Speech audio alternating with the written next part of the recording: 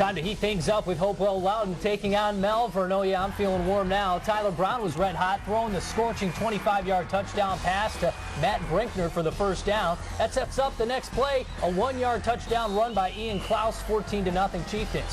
Hornets respond behind Tyler Tucci faking the handoff, electing to keep it himself for the first down. Tucci mixing it up, this time giving the ball to Jesse Locke, who locks in for 6. Cuts the deficit to 7, but what could Brown do for you? Well, plenty for the Chieftains.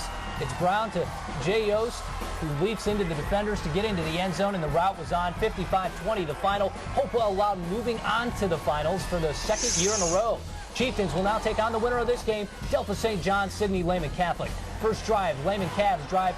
Zach Schmidt gets the big yardage on the play, but the drive would end with the punt. No score after 1. Blue Jays dominating the second quarter. Wes Alm completes the beautiful throw to Jay Linginger, who makes the nice grab, which sets up the game's first touchdown. It's Jordan Linginger who gets the call on the ball and the score, 7-0. Blue Jays leaping in there. Back to Alm, who goes back to work through the air. 11 yards on this pass to Nate Webb. That's another St. John score. Blue Jays keep pouring it on. Here comes a pitch to Jordan again, who scores yet again to make it 26-0. 32-13 the final. Blue Jays advance to the D6 state finals, looking for their 5th state championship in football.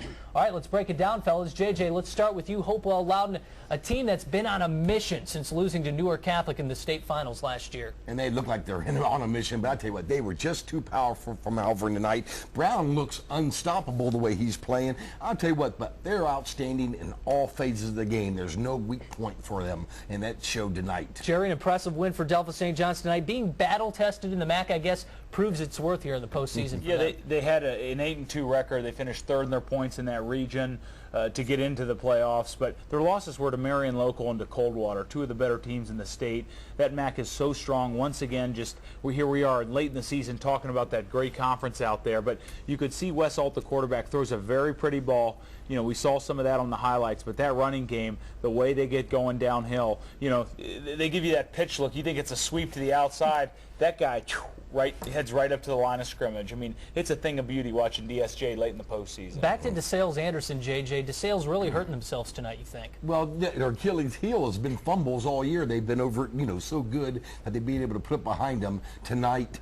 At the end of the game, the fumble, but the fumble that impressed me the most that hurt him was right before the end of the first half when Josh Kazan gets in the end zone, but he forgot the ball. That became huge, too. They just couldn't get over the fumbles tonight against a good team like Anderson. Waiting for Alter Steubenville all year. We finally got it coming out. Alter really hurt themselves, though. Well, not hurt themselves, but they gave themselves a scare, shall we say, tonight. The offense for Alter was absolutely wonderful tonight. They played fantastic, but keep in mind how close this game was.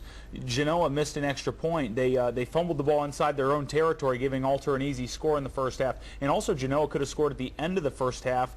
You know, about 10 seconds left. They had the ball inside the 10-yard line of Alter, threatening to score. They didn't walk away with points. So that game actually could have been closer. I think Alter deserved the win, but Genoa's got to be shaking their head saying, hey, we made it a lot easier than it should have been for them. So be a great game, and Alter's got to realize here comes Mr. Macon next week.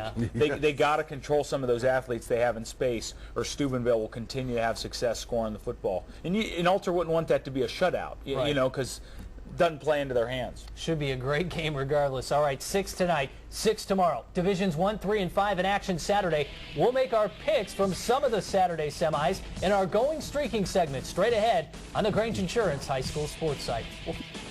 All right.